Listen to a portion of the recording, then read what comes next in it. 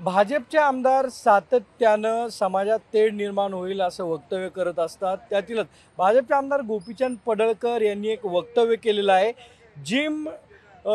जिममध्ये जाताना तुम्ही आधी शोधा की तो जिम ट्रेनर हिंदू आहे का मुस्लिम, अशा पद्धतीने वक्तव्य केलेलं आहे. त्याचबरोबर राष्ट्रवादीचे आमदार संग्राम जगताप यांनी हिंदू माणसांकडूनच खरेदी करावं असं वक्तव्य केलेलं होतं. या संदर्भात बातचीत करण्यासाठी आपल्याबरोबर सुषमा अंधारे आहेत. ताई, सातत्याने असे वक्तव्य येत आहेत आणि हे पण सणांच्या काळामध्ये. आता isakal.com आहे देशातील नंबर 1 ची मराठी न्यूज वेबसाईट. प्रत्येक अपडेटसाठी isakal.com ला नक्की भेट द्या. नाही, मला याच्यातल्या कुठल्याच माणसांवर बोलायची इच्छा नाही आहे. मुळात हे राजकारण शिजवणारे, म्हणजे अत्यंत पाताळयंत्री राजकारण करणारे देवेंद्र फडणवीस आहे. मला फडणवीसांच्या वर काही प्रश्न विचारायचे आहेत. तुम्हाला खरेदी करायची नाही का मुस्लिमांकडून? करू नका. पण आमदारांनी हे लक्षात घ्यावं, कॉप्या करून पास झाल्यासारखं बोलू नये. जर खरंच मुस्लिमांकडून काहीच खरेदी करायची नसेल ना, तर त्याची सुरुवात आपण ज्या आखाती देशांकडून जे तेल घेतो ना, तिथून करावी. की आम्हाला लागणारं जेवढं काही तेल आहे ते आखाती देशांकडून आम्ही घेणार नाही. एकाही मुस्लिम देशांकडनं आम्ही आखाती देशांकडनं आम्ही तेल घेणार नाही. हे एकदा आपल्या विश्वगुरूला त्यांनी सांगावं. त्यांनी ऐकलं की मग खाली लोकांना सांगावं. बाकी काही शहाणपण पाजळण्यात अर्थ नाही. पडळकर सातत्यानं टीका करतात. नाही, काही लोकांच्या गरजा असतात, त्याच्यावर मला काहीच बोलायचं नाही. पॉलिटिकल सर्व्हायव्हलमध्ये सध्या भाजपच्या लोकांमध्ये एक गरज काय माहिती आहे का? भाजपमध्ये 2 वर्ग तयार झालेले आहेत. एक भाजपमधला मूळ संघी वर्ग आहे. हा मूळ संघी वर्ग शांत आहे, तो काहीच बोलत नाही. आणि जो वर्ग बाहेरून आलेला आहे आणि जो नव्याने दाखल झालेला आहे, त्यांची गरज आहे की आम्ही तुमचेच आहोत किंवा आम्ही अधिक प्रामाणिक आहोत हे ठसवून सांगण्याची. जसं आपल्याकडे काय म्हणता येईल, बाटगा अधिक कडवा असतो म्हटल्यासारखं. तर त्यामुळे त्यांची ती गरज आहे. सतत उरबडवेपणा करणं, आक्रोश करून सांगणं, आक्रस्ताळेपणा करणं, हातपाय आपटणं. तुम्हाला जर आठवत असेल तर नवीन नवीन ज्या काही चित्रविचित्र बायका इकडून राष्ट्रवादीकडनं तिकडे गेल्या होत्या, त्याही अशीच हातपाय आपटायच्या, आक्रस्ताळेपणा करायच्या. आणि मग त्यांना जेव्हा मिळालं तेव्हा ते शांत बसल्या. मिळेपर्यंत हे सगळं करणं गरजेचं असतं. सो त्या अनुषंगाने आणि ही सवय लावली, भाजपने लावली. याच्यातला जो मूळ संघी आहे त्यांना माहिती आहे नेमकं काय चालतंय ते. त्यामुळे मूळ संघींनी ठरवलं की आपण फक्त विचार देऊया आणि बाजूला बसूया, बॅकसीट घेऊया.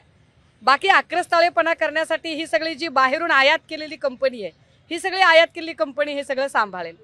त्यामुळे मूळ संघी बघा तुम्ही, जे मूळ आहेत संघाच्या मुशीतनं आलेले, मग ते सुधीर मुनगंटीवार असतील, ते चंद्रकांत पाटील असतील, हे मूळ आहेत लोक. ही लोक काही बोलत नाहीत. ही लोक शांत आहेत एकदम. बाहेरून आयात करून आलेल्या लोकांना स्वतःची नवी जागा तयार करायची आहे. ती जागा अशी आदळआपट केल्याशिवाय होत नाही. एवढाच त्याचा अर्थ आहे. याचा खाली लोकांवर काही परिणाम होत नसतो. गावगाड्यातली लोक सुखाने आणि अत्यंत आनंदाने एकत्र गुण्यागोविंदाने राहतात. माझ्यासोबत आता उमेर शेख आहे. उमेर शेख माझ्या घरातला आहे, माझ्या कुटुंबातला माणूस आहे, माझा भाऊ आहे, सुखदुःखाला आहे. आणि असे अनेक उमेर अनेकांच्या आयुष्यात असतात.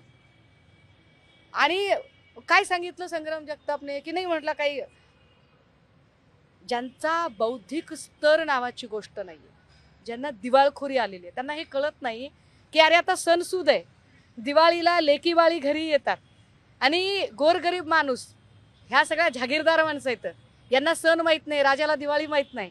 पण गोरगरीब माणूस गोडधोड करतो आणि आपल्या लेकीवाळीला तो बांगडी चोळी करतो. आणि बांगडी भरायला गावात कासाराचा धंदा करणारी सगळी मुसलमान आहेत. संग्राम जगताप बांगड्या भरायला जाणार आहे का? मग संग्राम जगतापला जर धर्म टिकवायचा असेल तर त्यांना बांगड्याची टोपली घेऊन गेलं पाहिजे. तिथे हलकटपणा आहे हा. हे असं जाती धर्मांमध्ये विष पेरणारी लोक हे लोकप्रतिनिधी असू शकत नाही. हे लोकप्रतिनिधी नाही, हे दंगलखोर लोक आहेत. आणि अशा दंगलखोर लोकांकडून आम्हाला वेगळ्या अपेक्षाही नाही आहेत. डॉक्टर बाबासाहेब आंबेडकरांचे चुकीचे रेफरन्स देणारी माणसं अभ्यासच करत नाहीत. खरंच जर बाबासाहेबांचा रेफरन्स यांना द्यायचा असेल ना, तर बाबासाहेब आंबेडकरांनी इथल्या मानवतावादामध्ये विष पेरणाऱ्या संघी विचारांना कडाडून विरोध केला.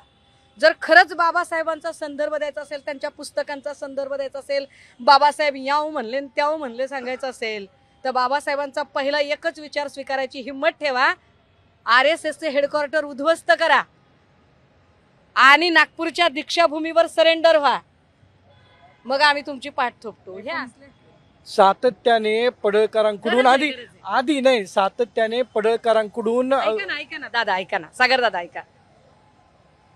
हेच अपेक्षित आहे त्यांना. चांगल्या लोक काम करतायत, त्यांचं उदात्तीकरण झालंच नाही पाहिजे. दंगलखोरांचं उदात्तीकरण झालं पाहिजे. कारण माध्यम जेव्हा पुन्हा पुन्हा नाव घेतील ना आणि पुन्हा पुन्हा नाव घेऊन त्यांना बातम्यात ठेवतील, तेवढं त्यांचं ग्लोरिफिकेशन होईल, तेवढं त्यांचं उदात्तीकरण होईल. आणि ते उदात्तीकरण आपण सगळ्यांनी टाळलं पाहिजे. काही लोकांची नावं घेणं सुद्धा आपण टाळलं पाहिजे. कारण गावगाड्यामध्ये राहणारी जी माणसं असतात, आम्हाला आजही यांनी मराठा ओबीसी करून टाकलं. अहो, सगळ्या मराठा पाटील देशमुख आमच्या सगळ्यांच्या घरांमध्ये कुठल्याही जातीचा असो, तो साळ्याचा असू देत, कोळ्याचा असू देत, कुंभाराचा असू देत, कुणाचाही असू देत, ऐन नवरात्रीच्या काळामध्ये जे आम्हाला जी माळ लागते ना देवीला घालायला, ती आजही आमच्या माळीन मावशी आणून देतात. हे कुठलं काढलं यांनी खूळ? गावगाड्यातला मराठा साळी माळी कोळी तेली तांबोळी आतार बागवान सुतार लोहार कुंभार आम्ही सगळी माणसं गुण्यागोविंदाने एकत्र नांदणारी आहोत.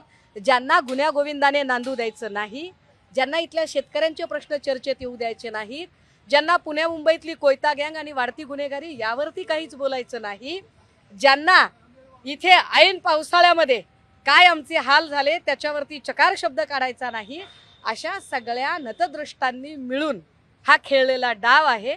आणि जनता यांच्या असल्या कुटील डावामध्ये अडकणार नाही. तुम्ही कितीही काहीही जाती धर्मांवर गेलात तरी आम्ही मात्र पाऊस, पूरग्रस्त शेतकरी, वाढती गुन्हेगारी आणि बिल्डरांनी घोटलेला गळा या सगळ्यांवर. कारण पुण्यात ज्या पद्धतीने आज पुण्यामध्ये जैनांचा एवढा मोठा मोर्चा आहे, 500-700 कोटीची जागा हडप केली, काय गरज होती भाजपच्या मंत्र्यांची त्या जागांवरती एवढा डोळा ठेवायची? हे सगळे मुद्दे महत्वाचे आहेत आणि या मुद्द्यांवर प्रश्न विचारले गेले पाहिजेत. ताई, आधी सातत्याने ते ख्रिश्चन धर्मावरती, फादर लोकांवरती टीका करत होते, आता मुस्लिम धर्मांवरती आले. त्यांचा प्रॉब्लेम काय आहे की ते चेक करतायत. इथला मुस्लिम प्रचंड समंजस आहे. हे प्रयोग याच्या आधी झालेत. मुस्लिम यांच्यावर रिॲक्ट झाले. मुस्लिमांना माहिती आहे हे पैशापासरी लोक आहेत, यांच्या राजकीय करिअरसाठी करतात. त्यांनी हे ख्रिश्चनांनाही असं सॉफ्ट टार्गेट करायला सुरुवात केली. मध्ये मध्ये यांनी बौद्धांना मध्ये घेण्याचा प्रयत्न केला. उपवर्गीकरणाचा जो विषय आहे की इथल्या शेड्यूल्ड कास्टचं उपवर्गीकरण, असं करून अनुसूचित जातीतल्या लोकांमध्येच भांडणं लावायची, मातंग वर्सेस बौद्ध वगैरे असं करायचं. पण याचा परिणाम काहीही होत नाही. देवेंद्रजी जरा वेगळ्या ट्रिक्स लढवा.